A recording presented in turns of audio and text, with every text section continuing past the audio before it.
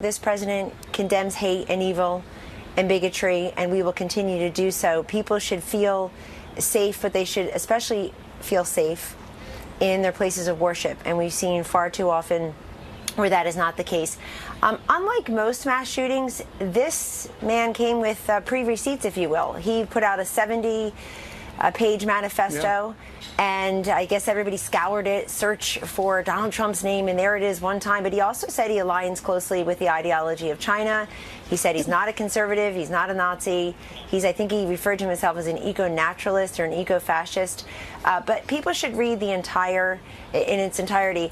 Oh, nothing. Just Kellyanne Conway suggesting that Americans read the New Zealand shooter's manifesto that he penned before murdering 50 people at a mosque. And no pressure, only if you have time afterwards. She breezed right through Mein Kampf, but again, only if you're not too busy. I mean, it's crazy to think that Kellyanne Conway is so desperate to absolve Trump of any and all responsibility that she just went on TV and said, read the terrorist manifesto. And look, I'm no advisor to the president, but maybe don't do that. Maybe don't suggest on national television that the American people read the words that a terrorist killed 50 people to promote. And what's worse is that her justification for defending Trump is completely tenuous. She claims that Trump was only mentioned once and that the shooter said he's not a conservative. First of all, I feel like being mentioned once in a terrorist manifesto is enough. There is no world in which someone commits a mass shooting and I find out that my name was invoked by the shooter, and my first question is, okay, but a few times or,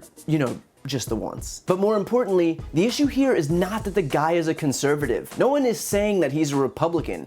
Kellyanne Conway is doing what she does best, which is answer a question that was never asked. The issue is, and always has been, that Trump's words and actions embolden white supremacists. Period. From equating neo-Nazis with counter-protesters at Charlottesville to dehumanizing immigrants to surrounding himself with and promoting white supremacists in the White House, on Twitter, there is a reason that those people have quickly become the most dangerous terrorist contingent in the United States, with over 70% of all attacks occurring at the hands of far-right extremists. So it really doesn't matter if his ideology aligns with China, or if he's an eco-fascist, or if the guy considers himself an inanimate object, because none of that is the issue at hand. What we usually tend to care about when a white supremacist commits the worst terror attack in modern New Zealand history is not who he'd vote for at the ballot box, but obviously it's the fact that the guy wrote, clear as day, that he views Trump as a quote-unquote symbol of renewed white identity and purpose. The shooter wrote this, I want to put it on the screen.